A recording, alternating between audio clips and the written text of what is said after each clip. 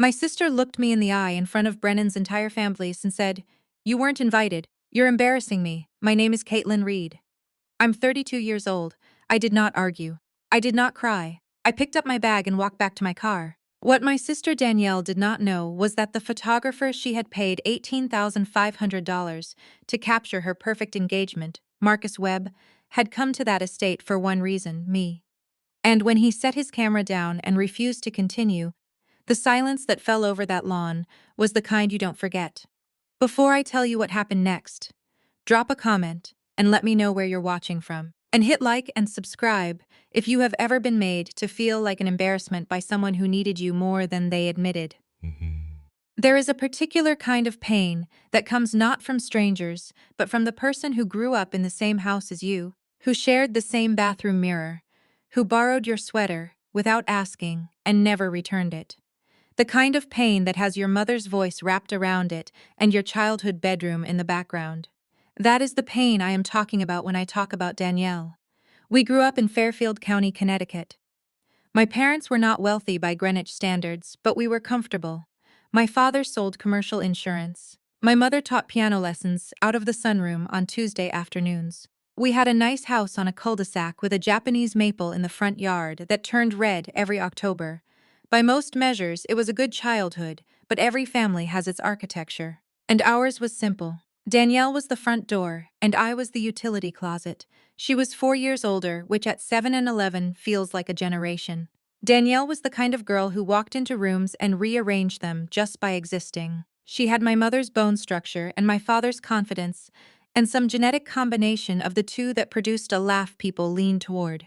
Teachers remembered her name. Neighbors asked about her first, at Christmas. Her gifts were always wrapped a little more carefully, as if even the wrapping paper understood the hierarchy. I was not ugly. I was not stupid. I was simply the second paragraph of a story whose first paragraph had already been declared the best part. I learned to be quiet about it. You do, when you're the younger one. You understand early that certain battles are not winnable, not because you lack the strength, but because the referee grew up rooting for the other side. So I went inward. I read. I spent hours in the backyard with my father's old Nikon, photographing everything: the Japanese maple, the neighbor's tabby cat, rainwater pooling in the driveway. Photography was the one language where I did not have to compete with Danielle, because Danielle had no interest in it whatsoever. By the time I was in high school, I was shooting portraits for friends' families on weekends and charging $40 a session. By college, I had a small website and a client list. I went to the University of Connecticut on a partial academic scholarship and spent every spare hour building something that was entirely mine. That was where I met Marcus Webb. He was a graduate student in visual arts when I was a sophomore. We were assigned to the same darkroom session in an elective I took on a whim: black and white film photography, Wednesday evenings, smelling of chemicals and old paper. Marcus was already extraordinary. He had a way of seeing light that I had never encountered before, not just noticing it, but understanding what it was trying to say. We became friends the way people do when they recognize something in each other that most people do not bother to look for. After college, we stayed close. He shot editorial work in New York for 3 years. I built up a client base in Fairfield County. Corporate headshots, small commercial contracts, a few weddings. In 2019, Marcus came back to Connecticut. He had a name by then, a reputation, and an idea. He wanted to open a studio. High-end, wedding and portrait-focused, targeting the Greenwich and Darien. Old money, new money, country clubs, estate sessions. He needed a business partner with local roots and operational experience. I needed infrastructure and a name that could open doors mine couldn't yet. We formed Whitmore and Reed Fine Photography in February of 2020. The name was partially coincidence. My last name is Reed, and there is a Whitmore Road in Greenwich we both liked the sound of.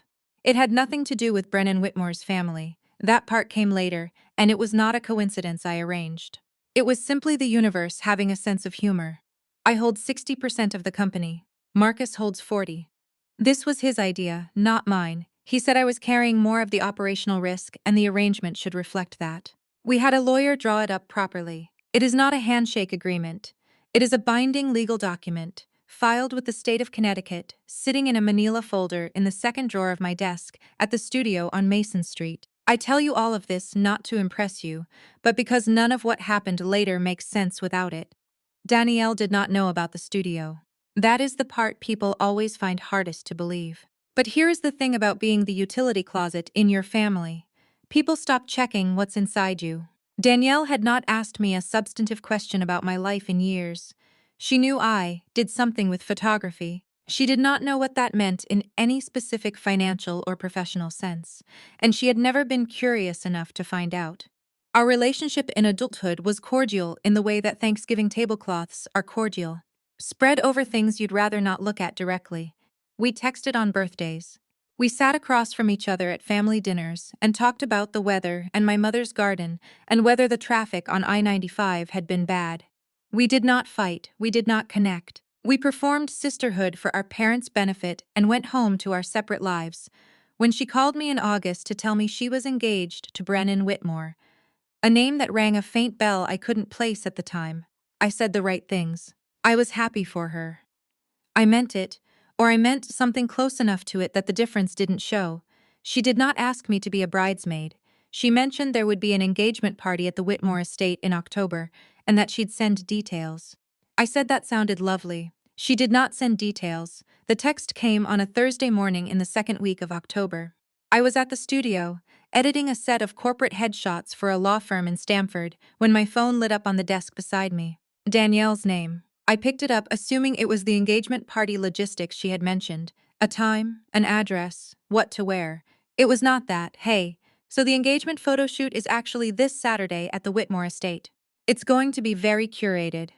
Brennan's mom has a specific vision and we're keeping the group really tight. I think it's better if you don't come. You know how these things are. The aesthetic needs to be consistent and I just don't want anything to feel off. I hope you understand. I'll see you at Thanksgiving. I read it twice. Then I set my phone face down on the desk and went back to the headshots on my screen. The woman in the photo was mid-50s, silver hair, the kind of composed expression that takes decades to develop. I adjusted the shadow under her jaw and moved to the next frame. I did not cry. I did not call Danielle back. I sat with it the way you sit with something you already knew was coming. Not surprised, just disappointed that you had allowed yourself to hope otherwise. The aesthetic needs to be consistent. I had heard variations of that sentence my entire life. You are too quiet for this room, Caitlin. You don't photograph well next to Danielle. Caitlin, she's taller, it's just logistics. Mom always said it with a kind of apologetic efficiency, as if she were a stage manager and the show had to go on regardless of who got cut from the cast. I had learned not to take it personally. Or I had learned to tell myself I wasn't taking it personally, which is a different thing entirely. That Saturday, I had no intention of going anywhere near the Whitmore estate. I want to be clear about that, because what happened later was not a plan. I did not engineer my arrival. I was not executing some quiet maneuver. I drove to my mother's house in Fairfield that morning because she had called me the night before, asking if I could help her move a bookcase in the den. My father's back had been bothering him, and she needed someone with a vehicle large enough to haul it to the garage. I have a pickup truck I use for equipment transport. I said yes. I drove over at 10 in the morning with 2 iced coffees and no agenda whatsoever. My mother's house and the Whitmore estate are not close to each other. They are in the same county, but Fairfield and Greenwich are 20 minutes apart on a good day. There was no geographic overlap. There was no reason for me to end up anywhere near those grounds. What I did not know, what my mother had apparently forgotten to mention, or perhaps chosen not to mention, I have never been entirely sure which, was that Danielle had changed the location. The Whitmore estate's main garden was being reseeded after a late-season landscaping project. The shoot had been relocated, last minute, to my parents' backyard, the Japanese maple, the wide, flat lawn, the white fence along the back that my father had painted 3 summers ago and was quietly proud of, my own parents' yard. I pulled into the driveway and saw the cars first. 2 black SUVs I didn't recognize, a catering van, what looked like a lighting rig being assembled near the back gate. I thought for a moment I had the wrong house. Then I saw my mother standing by the kitchen door with a look on her face that I can only describe as the particular expression of a woman who has made a decision she is not entirely at peace with.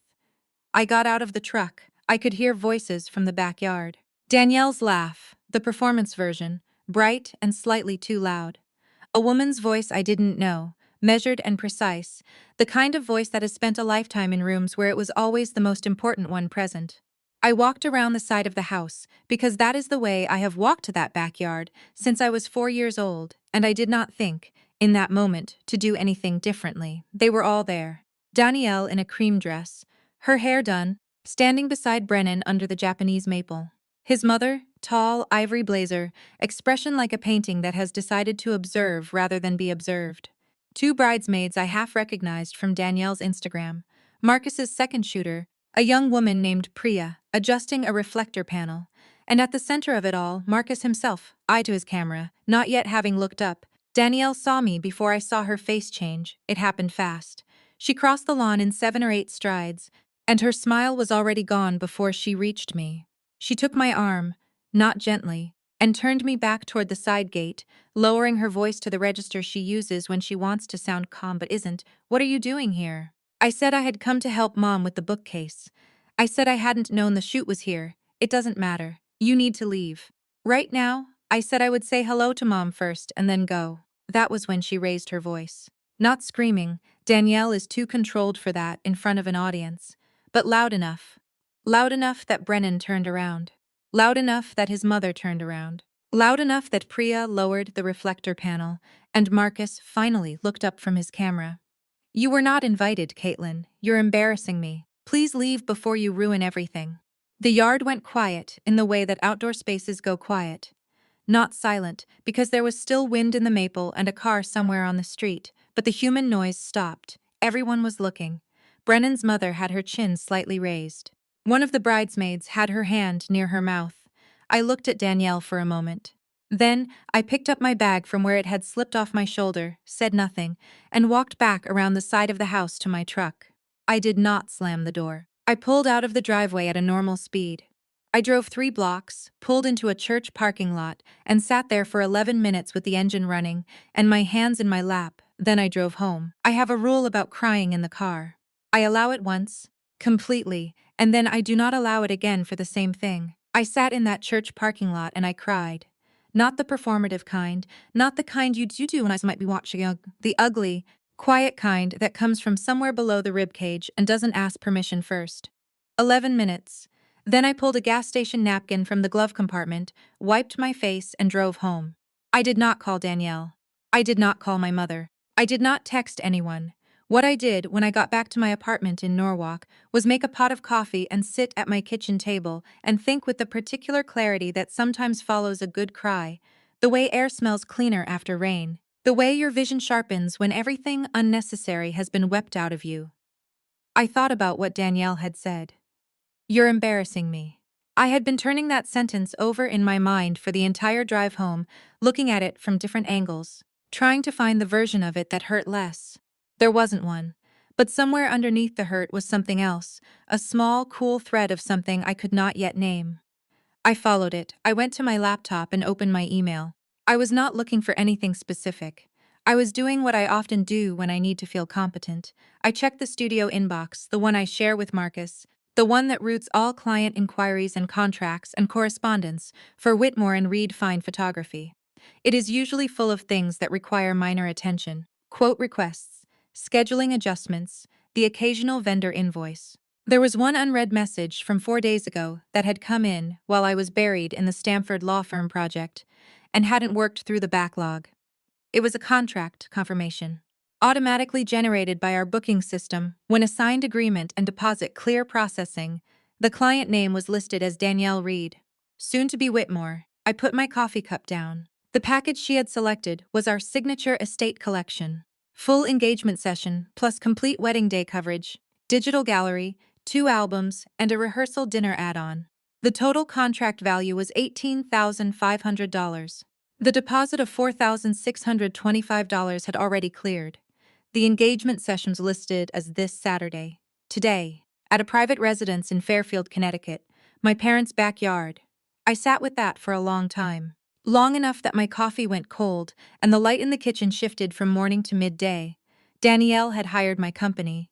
She had signed a contract with Whitmore and Reed Fine Photography, paid a deposit into the business account I co-own, and then sent me a text message telling me not to come because I would ruin the aesthetic.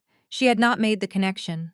She had found us through a referral or a Google search, or perhaps through some Greenwich social network where our names circulated among people planning expensive weddings, and she had booked us without ever once registering that Reed was my last name, that the studio's address was 12 minutes from her apartment, that the world is sometimes extraordinarily small.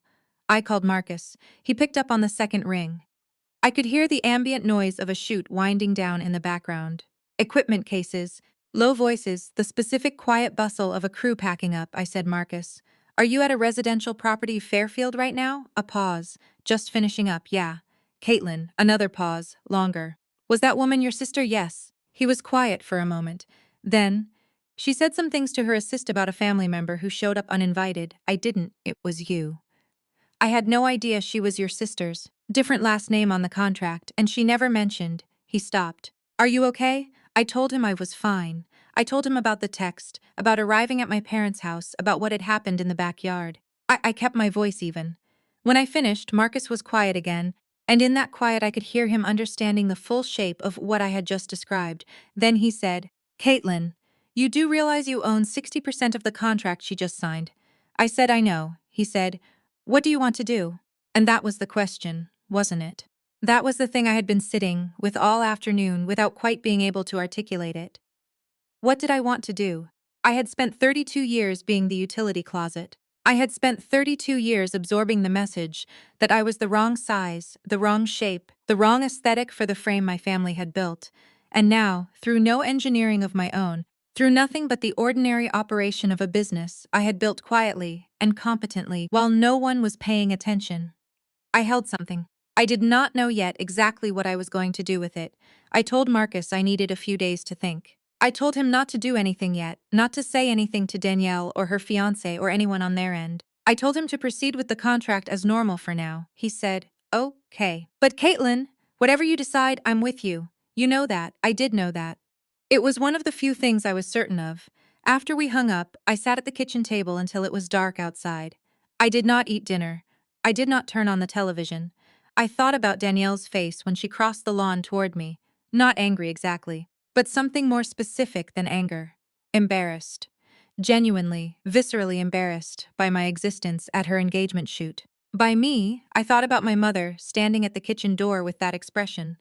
I thought about Brennan's mother, chin slightly raised, observing, and I thought about the manila folder in the second drawer of my desk at the studio on Mason Street.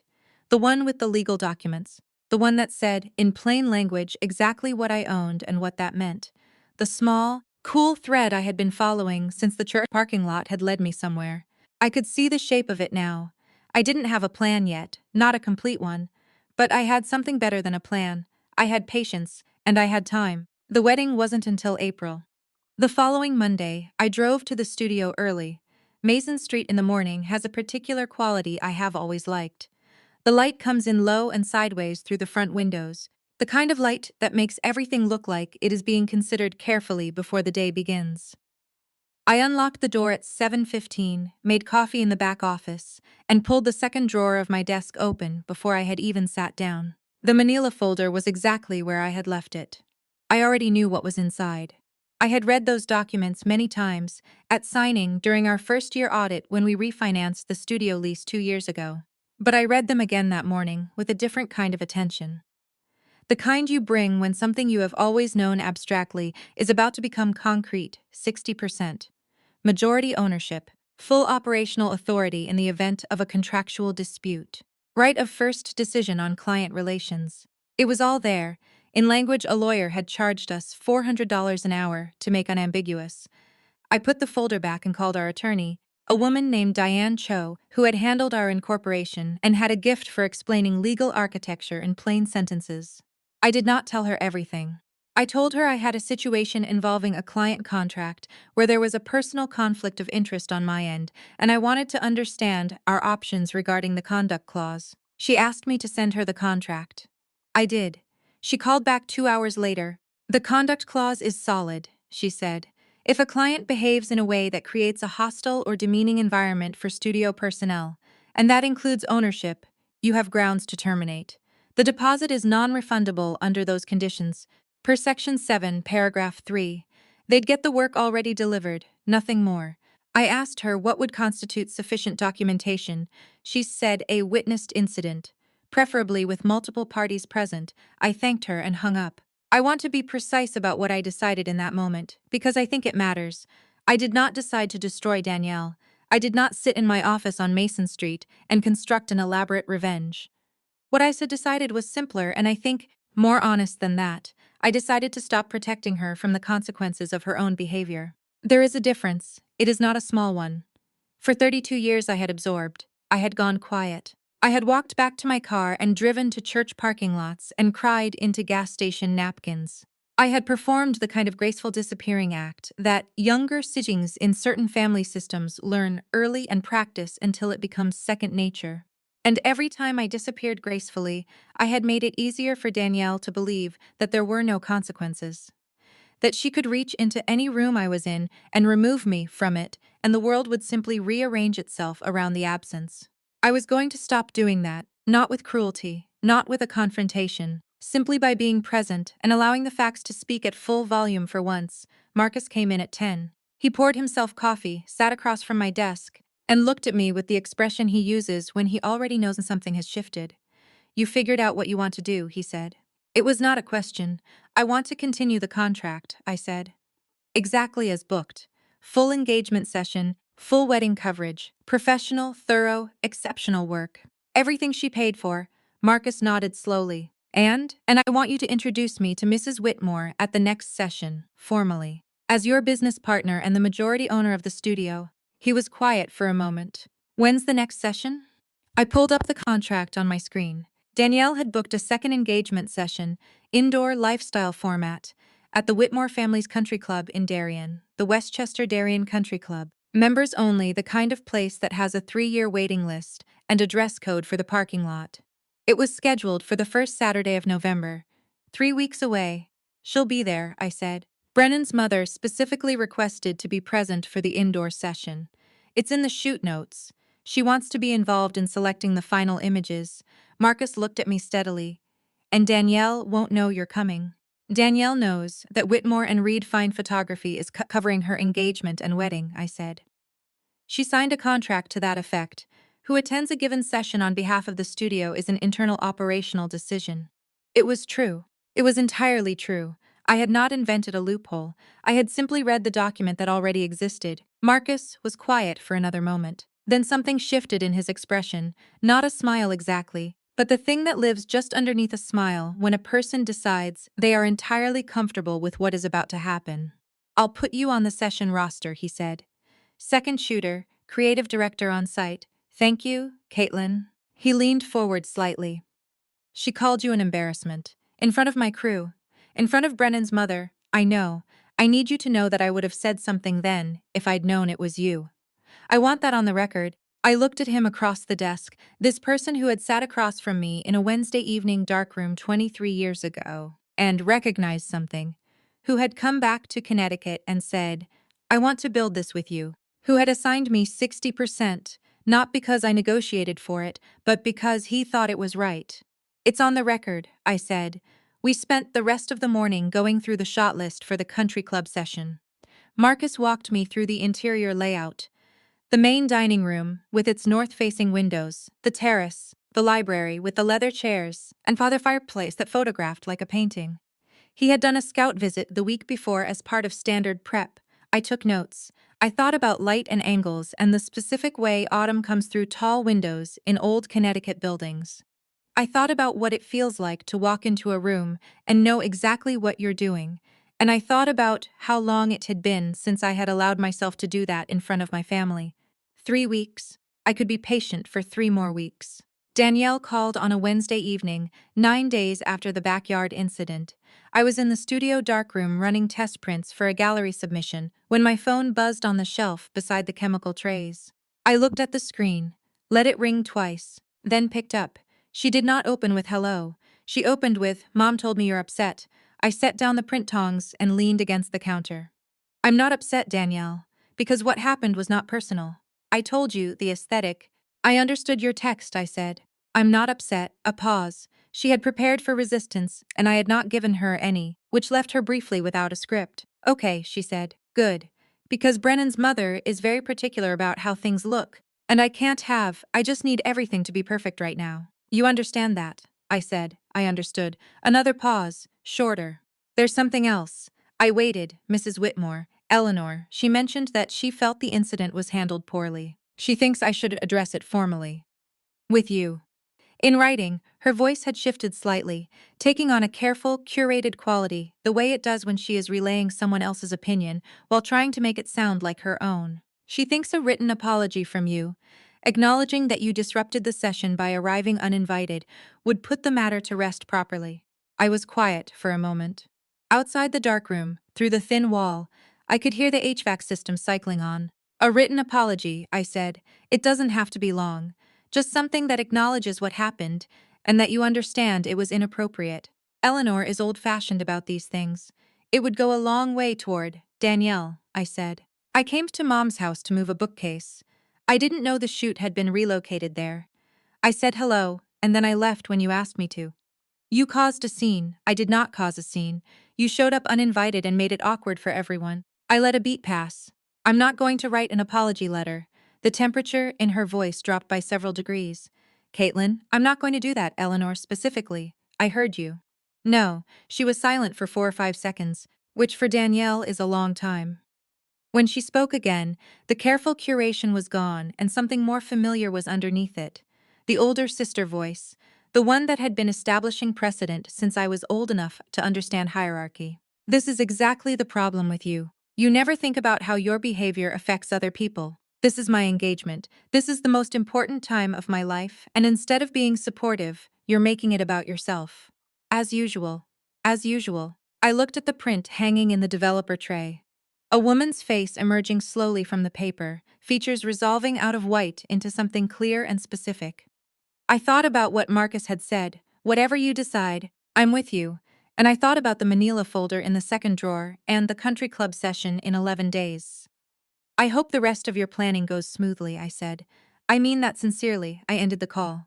She texted 4 minutes later, fine. But don't expect to be involved in the wedding if you can't be a supportive sister right now. I read it, set my phone back on the shelf, and returned to my prints. 2 days after that, my mother called. I could tell from the first syllable that Danielle had gotten there first. My mother has a specific vocal quality when she has been briefed by one of her daughters before calling the other. A kind of preemptive sorrow, as if she is already apologizing for what she is about to say while simultaneously saying it. Caitlin, honey. I just think, and I want you to hear me, I really do. I think you need to consider how this looks from Danielle's perspective. I was driving back from a client meeting in Westport. I put her on speaker and kept my eyes on I-95. She's been planning this for months, my mother continued. The Whitmore family is very established, and Eleanor has very specific ideas, and Danielle is under so much pressure right now. She told me about the phone call. She said you refused to apologize. I didn't do anything that requires an apology, Mom. But sweetheart, Eleanor. Mom, I kept my voice even. I came to your house to move a bookcase. You asked me to help you move a bookcase. Did you forget to tell me the chute was there, or did you choose not to? A silence that was slightly too long. I didn't want to complicate things. I nodded at the highway.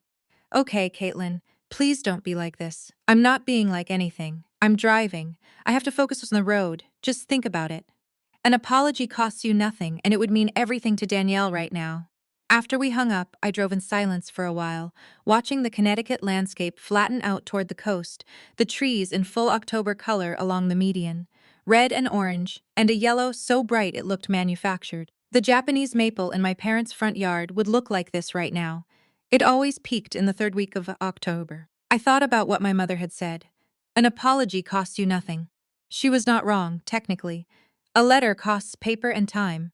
But she was also, in the way she had always been, missing the larger geometry of the situation entirely. She was looking at the surface, a daughter who refused a reasonable request, and not at what was underneath it. What was underneath it was 32 years of a family system that had established, clearly and repeatedly, that my role was to absorb and apologize and disappear gracefully, and that every time I did that, the system rewarded itself and reset. I was not going to write the letter. What I was going to do was arrive at the Westchester Darien Country Club on the first Saturday of November, in my capacity as majority owner and creative director of Whitmore and Reed Fine Photography. With my camera bag over my shoulder and a full understanding of every room in that building, and I was going to be very, very good at my job. 8 days, the Instagram story went up on a Friday night. I found it the way you find things you were not looking for. A mutual acquaintance had screenshotted it and sent it to me with a question mark, the way people do when they want to be sure you've seen something while maintaining plausible neutrality about whether you should have been shown it. The story had a pale pink background and Danielle's handwriting font, the one she uses for personal posts as opposed to her curated lifestyle content, reminder that your peace is worth protecting. Some people will always find a way to insert themselves into your joy. Know your boundaries and don't apologize for them. Pack, below it, in a second frame, planning the happiest chapter of my life and choosing to keep it surrounded by people who actually show up for me. You know who you are. She had 4,200 followers. The story had been up for 6 hours.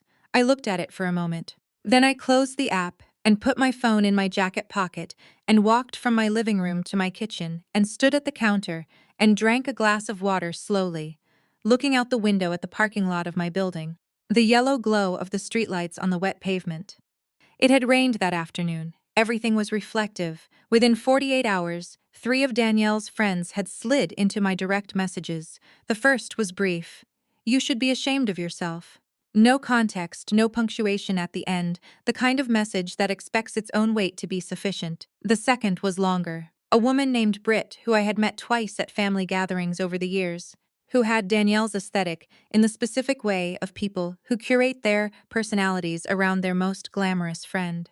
She wrote 4 paragraphs about sisterhood and support and how this was Danielle's moment, and some people just couldn't stand to see others happy. She used the phrase toxic energy twice. The third was the worst, not because of its content, but because of who sent it. A woman named Lori, who had been Danielle's best friend since middle school, who had sat at our kitchen table doing homework on Thursday afternoons, who had once helped me untangle a knotted necklace for 20 minutes because I was 9 and couldn't manage it myself. I always knew you were jealous of her, Lori wrote. This just confirms it. I did not respond to any of them. What I did instead was what I always do when the world becomes noisy in ways I cannot control. I went to work. The studio had 2 sessions that week, a family portrait and a corporate event, and I threw myself into both with a thoroughness that my second shooter, Priya, later described as a little intense, honestly, but the results were incredible. I edited until 11 each night. I reorganized the studio storage system on Thursday because the inefficiency had been bothering me for months, and now seemed like an excellent time to address it. And on Friday afternoon, the day before the country club session, I sat with Marcus in the back office, and we went through the plan one final time. It was not a complicated plan. That was the thing. People imagine these moments as elaborate constructions, chess games mapped out 20 moves in advance. This was not that. This was simply, show up, do your job, be exactly who you are, and allow the situation to resolve itself honestly. The complexity was not in the execution. The complexity was in the years of training I'd had to overcome in order to believe I was allowed to do it. Marcus walked me through the room layout again. The dining room, the terrace, the library. He showed me the finalized shot list. Eleanor Whitmore had emailed him directly earlier in the week with specific requests. A portrait of Danielle and Brennan in the library, with the fireplace lit, a series of candid lifestyle shots on the terrace, and a formal seated portrait at the main dining table.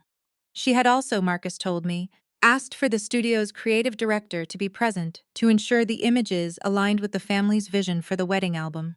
I read that line twice. The studio's creative director, she asked for you specifically, Marcus said. She doesn't know that yet, but she did. Eleanor Whitmore had been asking for me by title for 2 weeks. She had no idea she had already met me, and that I was the woman her future daughter-in-law had pushed out of a backyard in front of her. I thought about that on the drive home. I thought about the specific texture of irony, how it is never quite as satisfying in anticipation as it is in the moment, but how the anticipation itself has a flavor that is entirely its own. That night I laid out what I was going to wear. A dark trousers, a white shirt, a charcoal blazer. Professional, clean, the visual language of someone who belongs in any room they choose to enter. I charged my camera batteries. I packed my bag with the careful attention I always bring to significant shoots. Primary body, Backup body, 3 lenses, 2 flashes, extra cards, the small notebook I use for location sketches. I set my alarm for 6:15. Before I turned off the bedside lamp, I picked up my phone one more time. There was a new text from my mother, sent at 9:47. Danielle says, "You've been ignoring her friends. I hope you'll reconsider your position before the holidays, sweetheart. This family needs to stay together." I thought about writing back. I thought about what I would say if I did. Not the polite version, not the managed version, but the true one. That I had never stopped trying to stay together. That staying together had always meant, in practice, that I was the one who bent. That I was 32 years old and I had built something real and solid and genuinely mine. And the person who had paid $18,500 for the results of that work had done so without ever once being curious enough about my life to know it existed. I did not write back. I turned off the lamp. Outside, the parking lot was quiet, the streetlights still throwing their yellow circles on wet pavement. Tomorrow was the first Saturday of November. There was a family dinner the Thursday before the country club session. My mother hosts these periodically, not every week, but often enough that they function as a kind of maintenance system for the family. A scheduled opportunity to sit in the same room and confirm that everyone is still speaking to each other. She makes pot roast in the Dutch oven she has had since before I was born and sets the table with the good placemats. The ones with the blue border that she bought at a craft fair in 1997 and has never replaced because she sees no reason to replace something that still works. I almost didn't go. I had told myself, in the 2 weeks since the backyard incident, that I was choosing my engagements carefully. That I would not put myself in rooms where I was likely to be managed or maneuvered, where the emotional labor of being Caitlin Reed would outweigh anything I might gain from the pot roast and the blue placemats. But my father had called me separately, which he rarely does, and he had not mentioned Danielle or the engagement or Eleanor Whitmore. He had said, "Your mother is making the pot roast Thursday, come if you can," and something in his voice. The plainness of it, the absence of agenda, made me say yes. Danielle and Brennan arrived 20 minutes late, which is Danielle's standard margin. She has always operated on a timeline that is slightly offset from everyone else's, as if punctuality were a social convention invented for people with less interesting lives. Brennan held the door for her and hung their coats in the front closet with the practiced ease of a man who has been taught that these small gestures matter and has internalized the lesson thoroughly. He was, I will say, not what I had expected. Quieter than his family's reputation suggested. He shook my hand when we were introduced and looked at me directly, which some people do not bother to do. Danielle looked at me the way you look at a piece of furniture that has been moved slightly from where you left it, noting the displacement without addressing it. We sat. My mother served. My father talked about a fishing trip he was planning for the spring, a week in Vermont with 2 friends from his old office, and the conversation organized itself around that for a while, which was a relief. Brennan asked thoughtful questions about fly fishing, which he apparently knew something about. I ate my pot roast and contributed where it was natural to contribute and did not perform anything. It was going fine. It was going remarkably fine, actually, until the plates were being cleared and my mother brought out the coffee, and Danielle set her elbows on the table and became the primary speaker in the way she does when she has decided a moment belongs to her. "We finalized the vendor list this week," she announced. "Everything is locked. The florist, the caterer, the venue. We just need the photography to deliver, and we're set." She looked at Brennan's hand on the table and then up at his face with the expression she has been deploying since adolescence. The one designed to communicate effortless happiness while simultaneously ensuring everyone in the room is aware of it. I have to say, the studio we found is extraordinary. Most sought after in Greenwich. Eleanor actually had to make a call to get us moved up on the availability. They're booked out almost 18 months. My mother made an appreciative sound. My father nodded without particular investment. "What's it called?" my mother asked. Danielle lifted her coffee cup. "Whitmore and Reed Fine Photography." She said it with the slight elevation of tone that people use for brand names they consider impressive. They've shot 3 of the Darien Country Club weddings in the last 2 years. Eleanor knows the work. My father looked up from his coffee. He is a quiet man with a long memory and a habit of connecting things other people leave unconnected. He looked at me across the table with an expression I could not entirely read, something between a question and a recognition. I met his eyes. I did not nod or shake my head or signal anything. I simply held his gaze for a moment and then looked back at my coffee. Brennan said, "The portfolio is really impressive. We went through it together last weekend. The lighting work especially." He paused. "Do you know much about photography, Caitlin? Danielle mentioned you do some of that." The table shifted slightly. My mother's hand stilled on her coffee cup. Danielle's chin came up a fraction of an inch. "Some," I said. "She takes nice pictures," Danielle said in the tone of someone efficiently closing a door. "Portraits, that kind of thing. It's a nice hobby." Brennan nodded pleasantly, accepting this. He had no reason not to. I looked at my coffee. The surface was dark and still, reflecting the overhead light in a small pale circle. I thought about Diane Cho's voice on the phone. The conduct clause is solid. And I thought about the shot list for Saturday, the library fireplace, the north-facing windows in the dining room, the specific quality of November light through old glass, a hobby. 32 years old. 60% majority ownership of the most sought-after wedding photography studio in Greenwich, Connecticut. 3 country club contracts in 2 years. An incorporation filing with the state of Connecticut. A lawyer on retainer. A business partner who had assigned me the larger share because he believed the arrangement should reflect the truth. A hobby. I set my cup down. I looked at the blue placemat in front of me, the one my mother had bought at a craft fair 29 years ago and kept because she saw no reason to replace something that still worked. "It's going well," I said mildly. My father looked at me again across the table. This time I was certain I saw recognition in his face, not of the full situation, but of something. The posture, maybe, the particular quality of my stillness. He knows me better than anyone in that room, my father. He has always known when I am waiting. He picked up his coffee and said nothing, and I loved him for it completely. After dinner, I helped my mother with the dishes, while Danielle and Brennan sat in the living room with my father looking at something on Brennan's phone.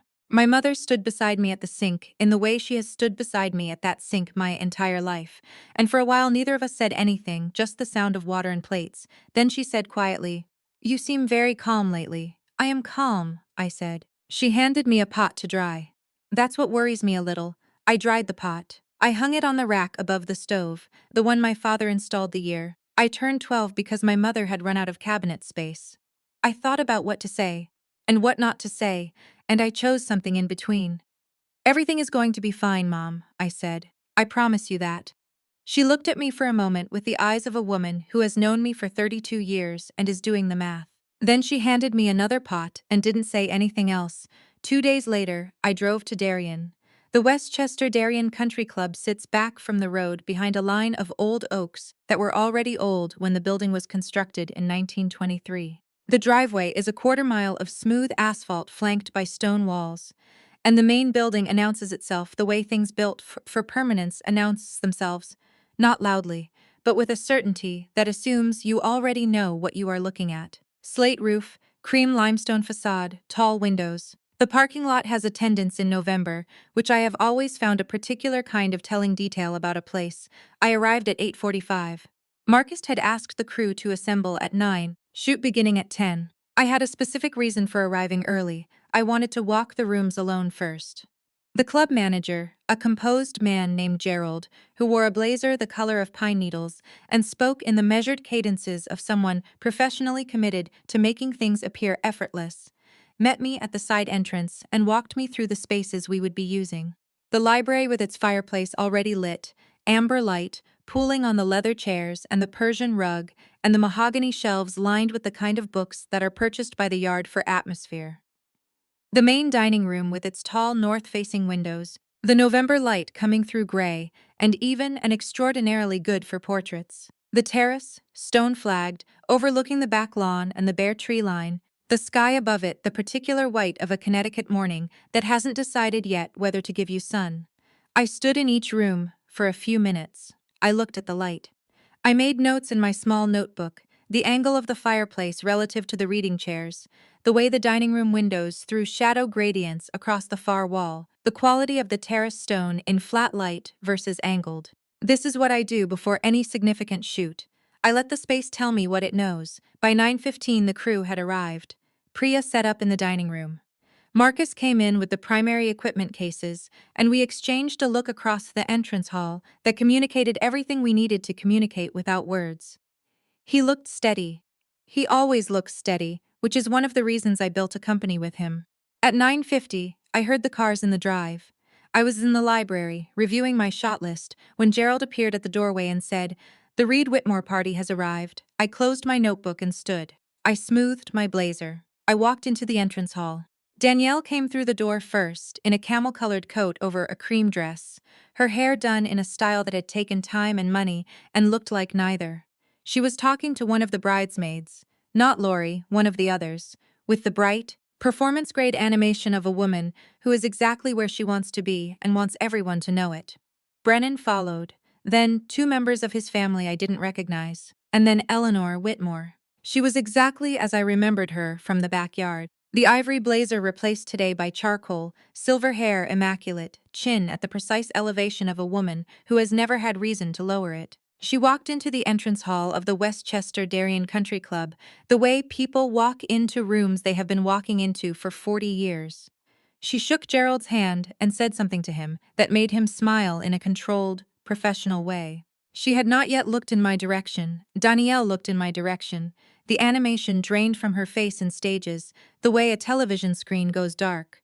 First the brightness, then the color, then everything. She stopped walking. The bridesmaid beside her kept talking for 2 or 3 seconds before registering that Danielle had stopped. I did not move. I did not smile or not smile. I stood in the entrance hall of the Westchester Darien Country Club, with my camera bag over one shoulder and my notebook in my hand. And I looked at my sister with the calm that comes not from indifference, but from knowing exactly where you stand. Marcus stepped forward. He has the gift, which I have always admired, of moving into difficult spaces with a naturalness that makes the difficulty seem smaller. He crossed the entrance hall and extended his hand to Eleanor Whitmore and said, "Mrs. Whitmore, Marcus Webb, thank you for having us today." Eleanor shook his hand. "Mr. Webb, your portfolio is exceptional. I've been looking forward to this, as have we." Marcus turned, and his gesture was unhurried and clear and deliberate. "I'd like to introduce my business partner and the majority owner of Whitmore and Reed Fine Photography. This is Caitlin Reed." The name landed in the room.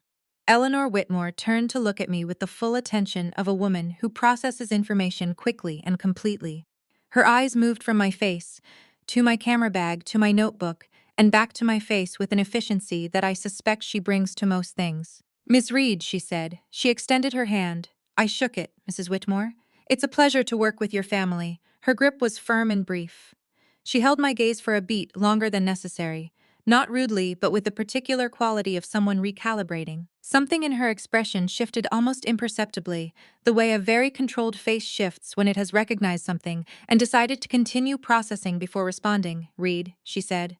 Not a question, just the word, placed carefully. "Yes," I said. "Danielle is my sister." The silence that followed was not long. Perhaps 3 seconds, but it was the kind of 3 seconds that contains a great deal. I was aware of Danielle at the edge of my peripheral vision, perfectly still. I was aware of Brennan, who had gone, very quiet. I was aware of Marcus beside me, steady as always. Eleanor Whitmore looked from me to Danielle and back to me with the expression of a woman who has navigated considerable social complexities over the course of a long life and has developed, through practice, an extraordinary ability to assess a situation without revealing the assessment. "I see," she said. Then she looked at Danielle. The look was not warm. It was not cold. It was something more precise than either. The look of a woman who has just received a piece of information she considers relevant and is filing it accordingly. Danielle opened her mouth.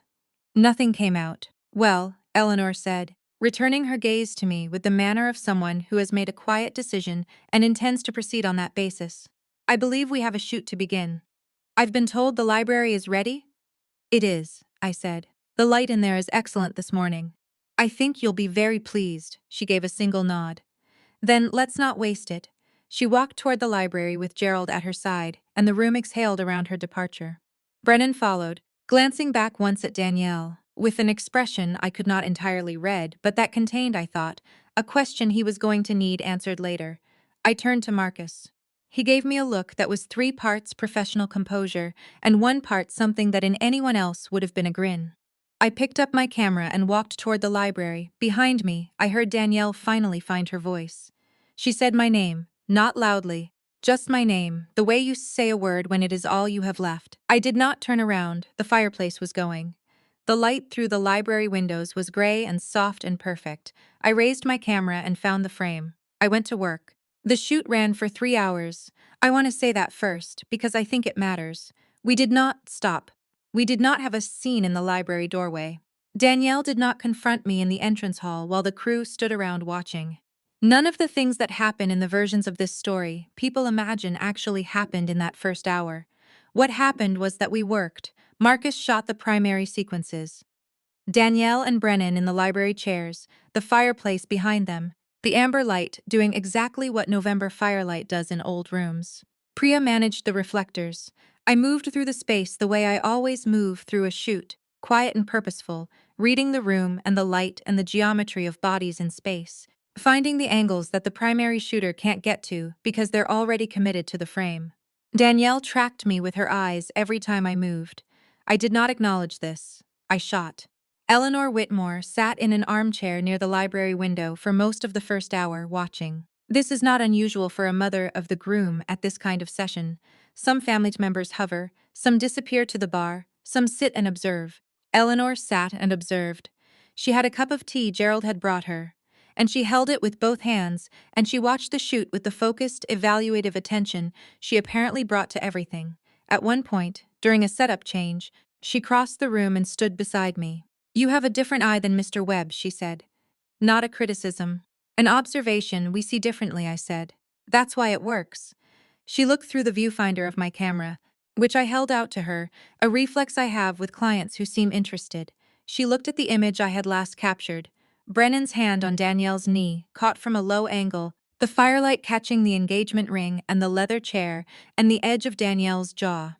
Danielle's face was turned away in the shot, profile only, and there was something in the line of it.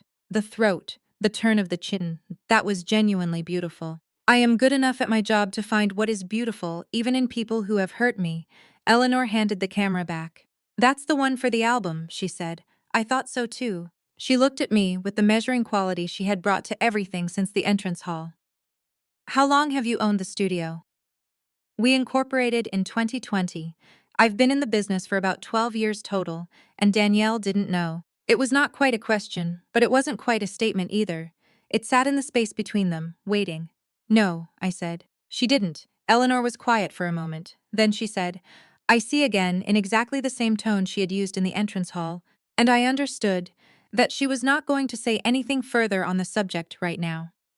And that this was because she was processing something larger than the immediate situation, and that whatever she concluded would be reached privately and acted upon in her own time. We returned to the shoot. The terrace sequence went smoothly. Danielle had recovered enough by then to perform. She is nothing if not capable of performance under pressure, and the lifestyle shots on the stone terrace in the flat November light were, I will say honestly, some of the best images I have taken in years. There is something about shooting against a gray sky that clarifies everything. No shadows to manage, no highlights to chase. Just form and light and the truth of whatever is in front of your lens. Brennan was relaxed on the terrace in a way he hadn't been inside. He put his arm around Danielle, and the gesture was genuine. You can see the difference, behind a lens, between affection performed and affection felt. I shot 12 frames in 3 minutes and knew before I reviewed them that at least 4 were exceptional. It was during the final sequence, the formal dining room portrait, the long table set with the club's winter arrangement, Danielle and Brennan seated at one end, that it came apart. We were 20 minutes from finishing. The crew was beginning the quiet mental process of wrapping, the slight shift in energy that happens when a shoot moves into its final phase.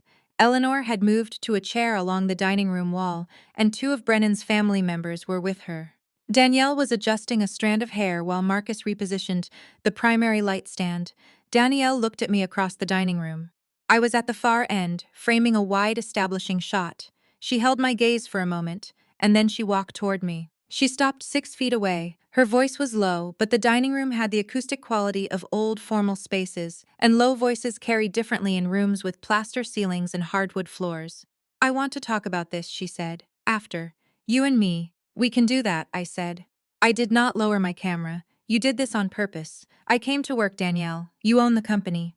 Her voice was carefully controlled, but I could hear the thing underneath it. Not quite anger, not quite fear, something that partakes of both without being either. You own the company we hired, and you didn't tell me. You didn't ask me anything about my business. That is not. She stopped, recalibrated. This is a contract. A legal contract. If you're thinking about doing something with it, I need to know. The contract is valid, I said. We intend to honor it fully. She looked at me for a moment. Something moved across her face, relief starting to form, before she caught it and put it away. Okay, she said. Then what is this? Why are you here? Because Mrs. Whitmore requested the creative director on site, I said, and I'm the creative director. Behind her, across the dining room, I saw Eleanor Whitmore look up from her conversation. She had been listening. Not obtrusively. She was too practiced for that. But she had been tracking the exchange with the peripheral attention of a woman who has spent decades understanding that the most important conversations in a room are rarely the loudest ones. Danielle saw Eleanor's expression change, and she saw Brennan look over from where he stood by the windows, and something in her recalculation shifted. You're trying to humiliate me, she said, quietly, the voice of someone who has arrived at the conclusion they were most afraid of. I'm doing my job, I said. I've been doing my job this whole morning. You've seen the results, Caitlin. Danielle. I lowered my camera. I looked at her, really looked at her. The way you look at someone when you have decided to stop managing the distance between you and just see them plainly. You told me I would ruin the aesthetic.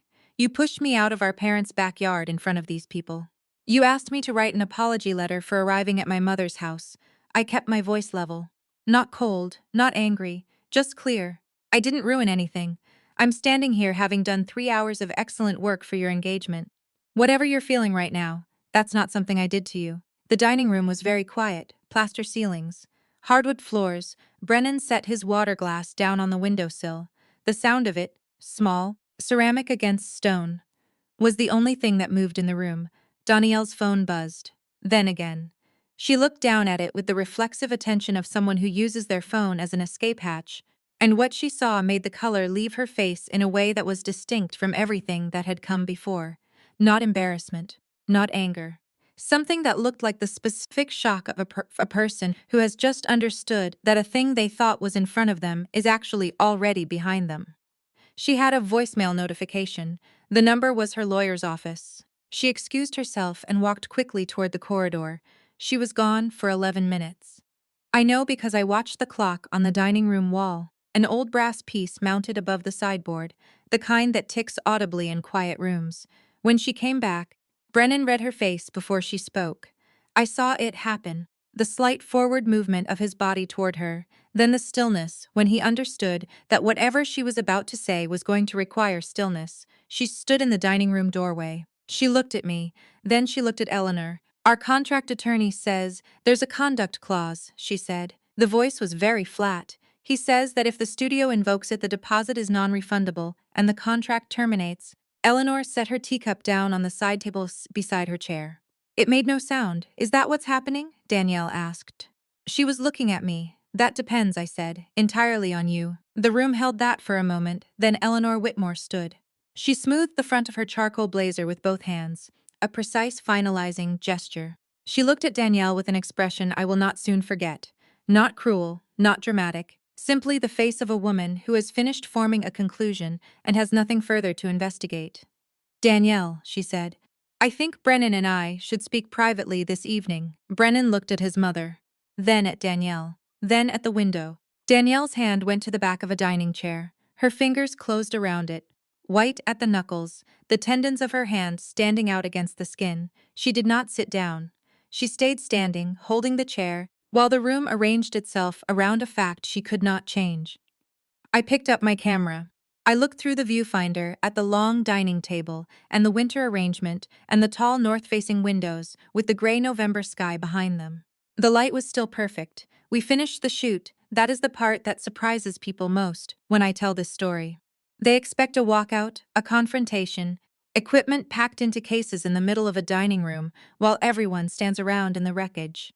That is not what happened. What happened was that Marcus called a 5-minute break with the professional smoothness of a man who has managed difficult moments on location before, and when we resumed, we completed the final sequence. The formal dining portrait, Danielle and Brennan at the head of the long table, with a thoroughness that I think surprised everyone in the room, including Danielle. She sat for those last 20 minutes with the particular composure of someone who has understood that falling apart publicly will only make things worse, and I will give her credit for that.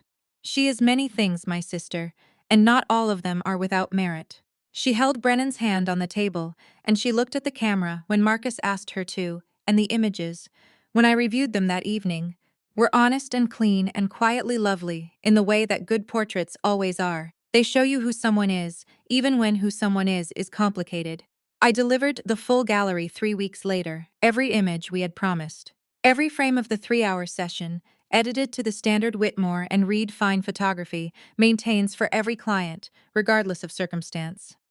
I did not withhold anything. I did not deliver anything less than what the contract specified. We never invoked the conduct clause. I had told Danielle that whether it was invoked depended on her, and I meant it. What I meant was this: the clause existed, the option existed. The fact of it, the knowledge that I held it, and had chosen not to use it, was sufficient. Some things do not need to be detonated to change the landscape. Sometimes it is enough to let a person understand the geography. Eleanor Whitmore called me directly. 3 days after the country club session, I was at the studio when her name appeared on my phone. She had gotten the number from Gerald, who had gotten it from Marcus, who had given it without asking me first and apologized afterward, though I told him there was nothing to apologize for. I stepped into the back office and closed the door. She said, "Miss Reed." I wanted to call personally. I said, "Mrs. Whitmore, I want to tell you that the work from Saturday was exceptional. We've reviewed the gallery, and I intend to recommend your studio to several families in our circle. You'll be hearing from us." I thanked her. She was quiet for a moment. Then, "I also want to say, and I say this as someone who has spent considerable time observing people, that what you demonstrated on Saturday, in the way you conducted yourself, was not something I have seen often." Another pause. "I hope Danielle understands what she has in you." I did not know what to say to that. I said, "Thank you, Mrs. Whitmore," she said. "Eleanor, please," and rang off. The wedding did not happen in April. By February, Brennan and Danielle had postponed indefinitely. I did not learn the details from Danielle. I learned them, as I learn most things about my sister's life, obliquely, through my mother, who has never developed a tolerance for the withholding of information and tends to release it in compressed bursts when she can no longer contain it. What I understood was that Eleanor had raised concerns, not about the photography, not directly about me, but about patterns, about the way Danielle managed information, about certain other things that had come to light in the weeks following the country club session, things that had nothing to do with me, and that I will not repeat here because they are not my things to repeat. Brennan, from what I could gather, was not angry. He was something quieter and more difficult than anger. He was reconsidering. The last time I spoke to Danielle about any of it was a Sunday afternoon in January, 4 months after the backyard. She called me from her car, which she does when she wants the privacy of a moving space and the ability to hang up quickly if necessary. Her voice was different, not the performance register, not the older sister register, but something underneath both of those that I had not heard in a long time. Something that sounded like her actual voice. She said, "I didn't know about the studio." I said, "I know you didn't. I should have." A long pause. "I never asked you anything about your life." I was quiet. "I'm not apologizing for everything," she said. I'm not ready to do that yet. But I wanted you to know that I know that I never asked." I thought about what to say. I thought about 32 years, and the Japanese maple, and the Thursday afternoon darkroom, and the manila folder in the second drawer of my desk. I thought about my father's face across the dinner table, recognizing my stillness. "I know," I said. "We have time." She didn't say anything for a moment. Then, "The photos are beautiful. The ones from the library, I know," I said again. I thought so too. We hung up not long after that. It was not a resolution. It was not a reconciliation. It was a door opened a few inches. Enough to let some light through, not enough to walk through yet. I did not know if we would ever walk through it. I knew that I was no longer the one holding it shut.